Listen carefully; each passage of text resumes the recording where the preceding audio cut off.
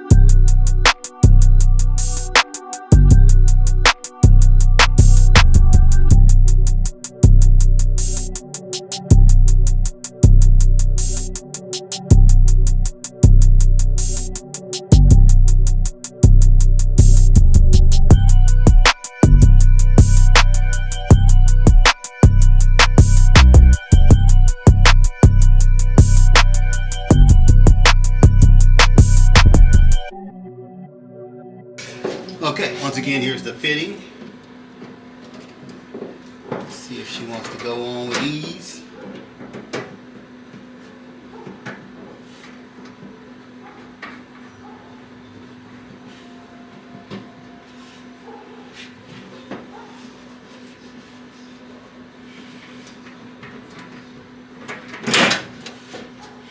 Alright, this is number 6 hose. Okay. Alright, so I got this AC crimper. Let's see if this is the correct size.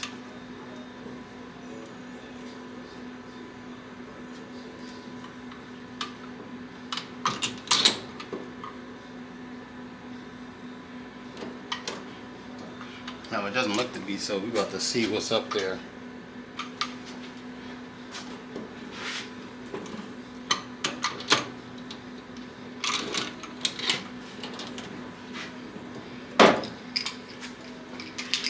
Alright, let me get this fitting back on here. I think I have the correct crimping size.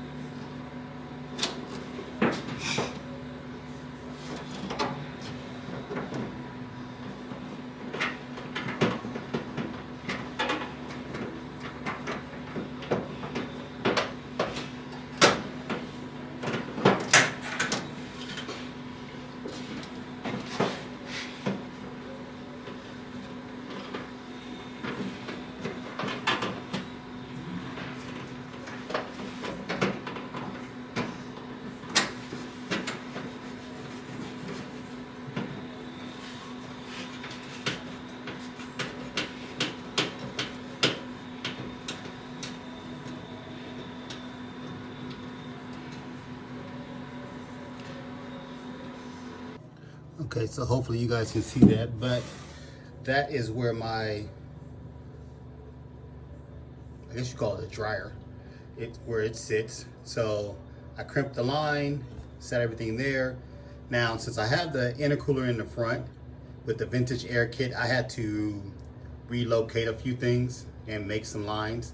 So pretty much I just, since I already knew how to braze doing what I do for a living, I cut and pull this stuff off so you can see. So like I cut and braze some of these fittings to get them the way I needed them to go.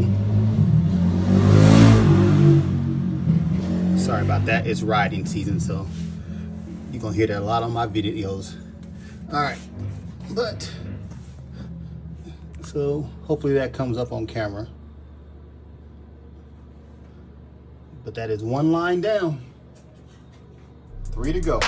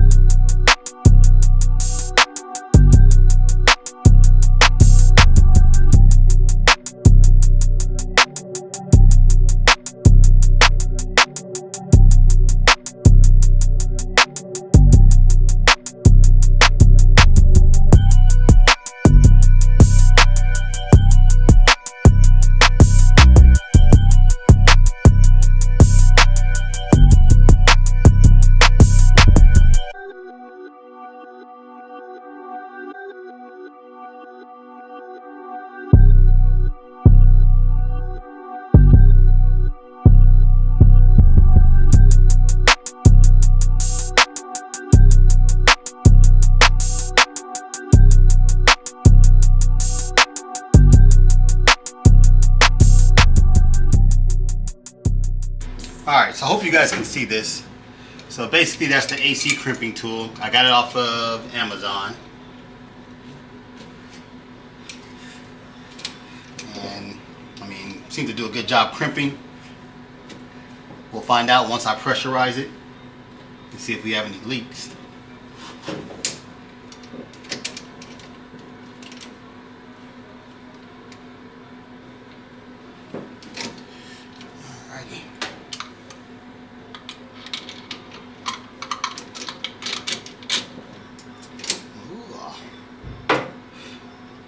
This is a little difficult because it has the fitting on it.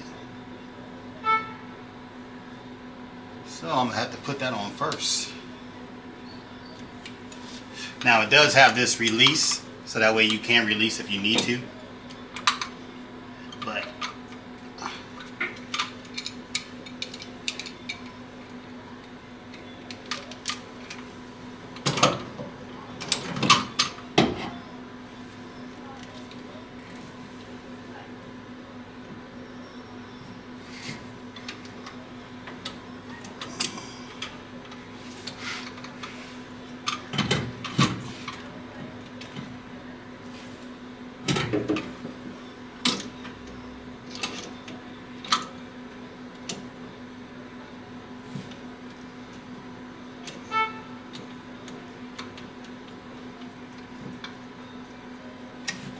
alright, let's make sure we're even on the bottom.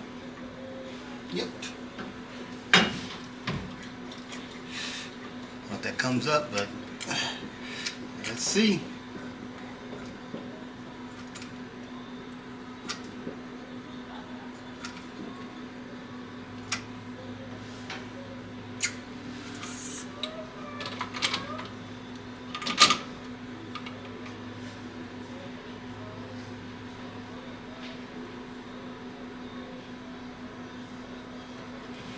Yeah, I'm not sure if I'm confident in this one. It don't look as good as my last one.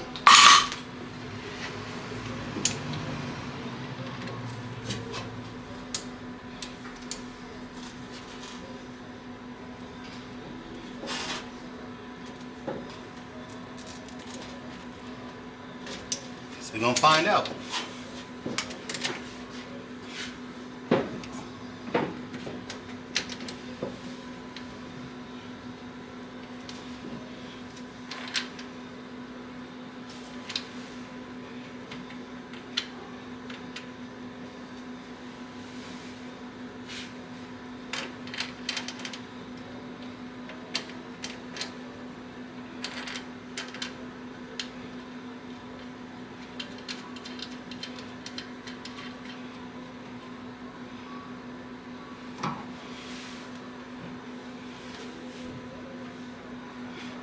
All right, so a better view from this angle.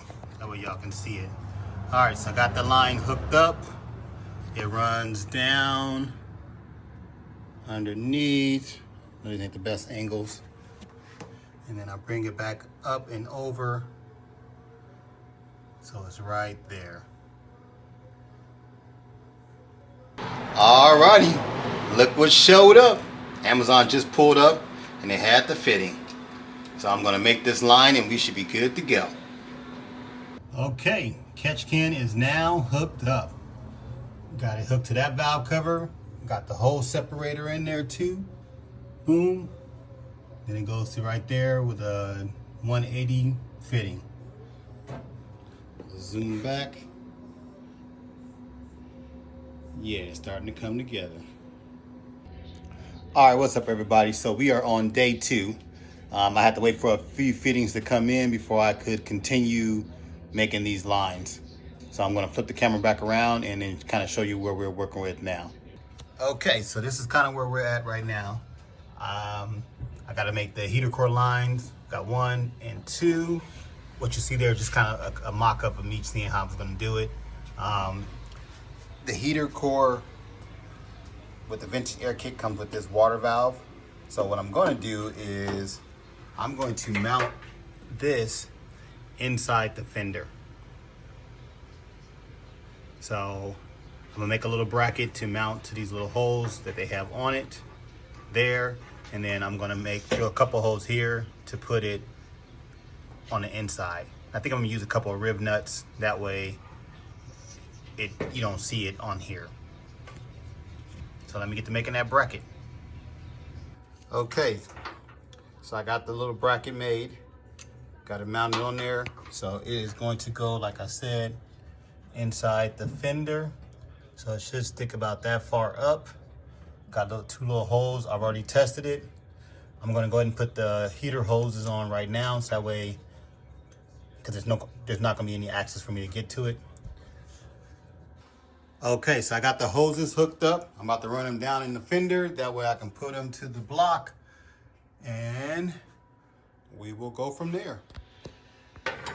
Okay, since I knew I was putting these lines here and I had the catch can sitting right there above the lines, when I need to drain the catch can, I didn't want to have a hard time getting to the fitting.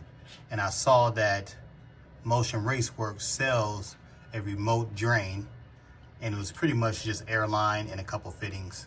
And since I already had a bunch of airline and fittings, I decided to just make my own. So I am going to put this little 90 underneath there, and then run an airline down the fender so that way I can drain the catch can since I'm already in here. Okay, so I got the fitting on. It's pretty much just the airline fitting. And then this fitting here, the one on the bottom, was the one that actually came with the catch can.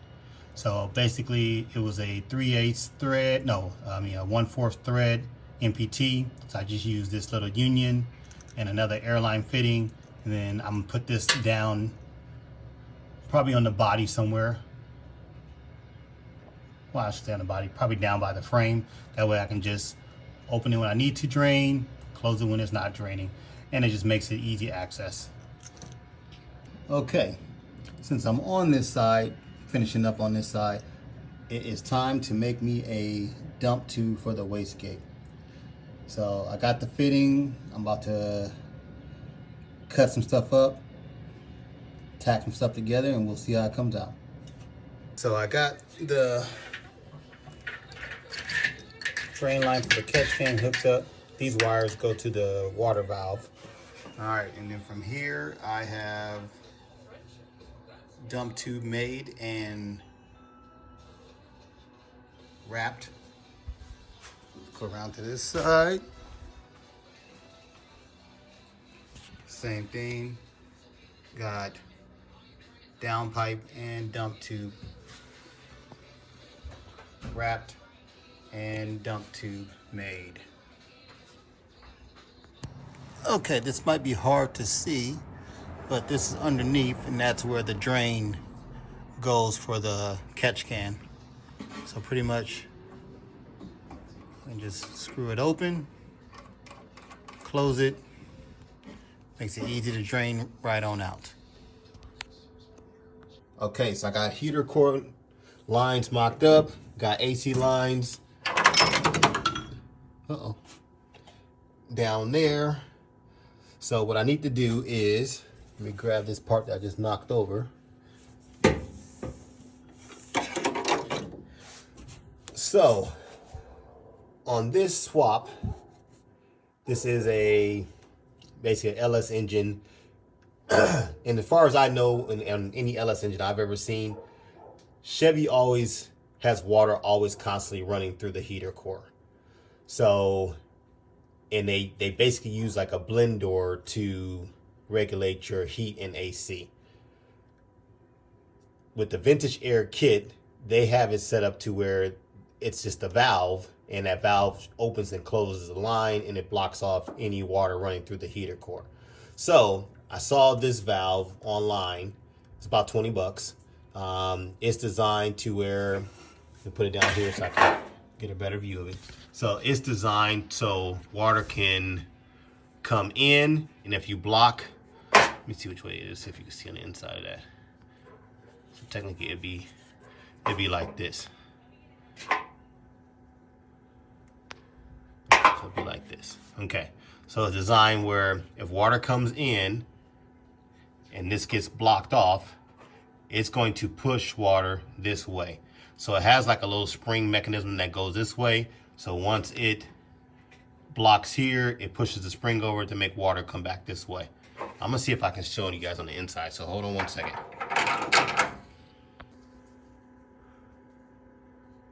Okay. So now you can see inside the valve. So that's the part that goes straight in. This side over here, if you see it, you see like a little springy thing on the inside that pushes over once this side gets blocked. So that should keep constant water running through to the other side of the, I guess, the thermostat on the thermostat housing. Now, another thing I needed to do was, let me get over here. I need to cut this hole right here a little bigger so I can put the coupler on with the clamp. The coupler fits, but I can't get the clamp to go on because I didn't cut this piece out just big enough. So I'm gonna pull this pipe off so I can take a Dremel bit and get in there and clean that up and make the hole a little bigger. The other thing that I was noticing, and this is gonna be really hard to see, the intercooler, let me put my finger down in there, is really close right here. So I'm gonna pull off the front grill and notch that just a little bit more to clear the intercooler. And it's the same way on both sides. So let's see if you can see down on this one. Maybe not.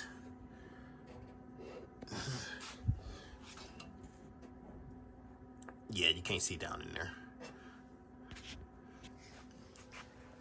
And then the piece that I have that normally goes across here, that covers that up, so that way it forces air to come this way 100% through the intercooler, through the condenser coil, and through the radiator. I have to, that's what these are here, I have to drill a hole here on this one and drill a hole here on this one, so that way they'll fit on there correctly. For the time being, I just had them sitting up there mocked up. I never actually put a hole in it to make sure it sat correctly. So that's what I'm hoping to get done on this Wednesday evening. So let's get to it. Okay, see, it'd be this little BS that be killing my time. Like, just to get this grill back off, I have to pull the bumper, then I have to pull the splash guard just to get to 2 bolts that are down here and 2 bolts that are down here. Just so I can notch that grill. Time to stop complaining and get back at it. Got the grill off. Now it's time to notch it. See, this right here be that little BS stuff that people be saying, oh, why your car's not done? Why your car's not done? Because I'm still dealing with dumb shit like this. That's why it's not done. But I'm getting there. I'm getting there. As you can see, it's starting to get dark, but I'm trying to get in what I can. So got it. It's probably hard to see. Got it notched a little bit better there. And a little bit better there. So hopefully that should clear the grill. Clear the intercooler. And then just in case if anybody's ever wondering what my intercooler looks like in the front, that is pretty much how it sits. I have these little brackets made, bolted onto there. Same thing for the side. And then you can see how I kind of bent my AC line just to clear, but it's still tight as hell right in there. But this is one piece that I had to cut and braze. Same thing there, cut and braze.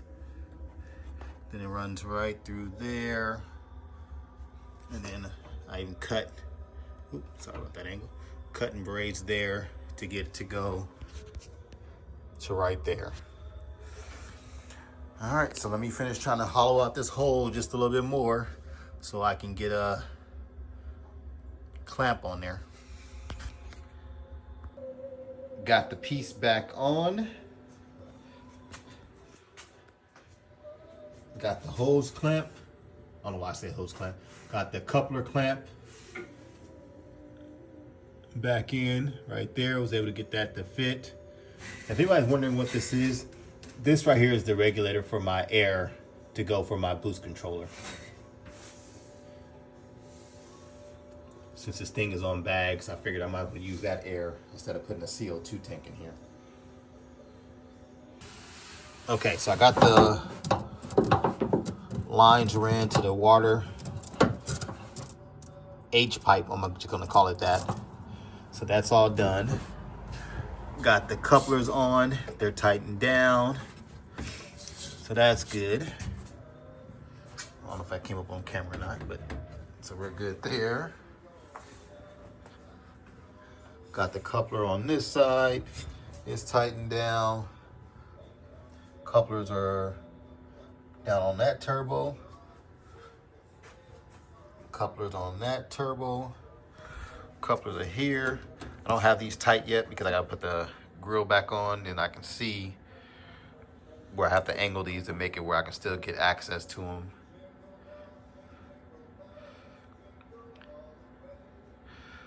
But I pretty much got everything I wanted done today besides getting the grill back on, because that honestly took way longer than I was expecting to remove all that stuff. So now after cutting the hole on the other side bigger, I'll go to the side here.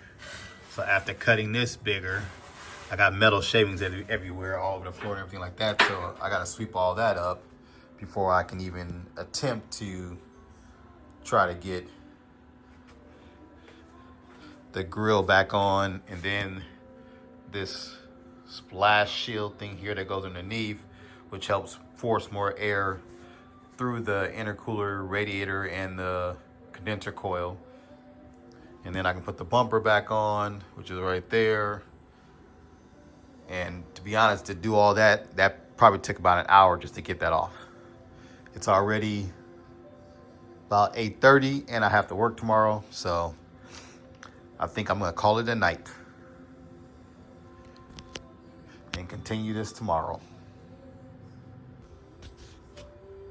One last thing before I clean up. So I had ordered these turbo guards. They're billet, powder coated black. Those things are pretty. Yeah. They really help contrast with that black. But that's it for tonight. Okay, so I did go ahead and put the front end back on. just made it easier just put it on instead of just trying to stick it somewhere else. But I did get the lights all wired up. Forgot to turn those on. Let me turn the light off in my garage because it is nighttime now. So the light's only on the cab area until I get the bed back on. But all the way around,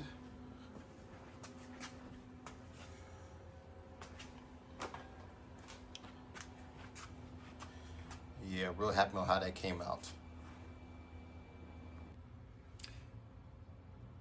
And then the switch for them is right in here, right there.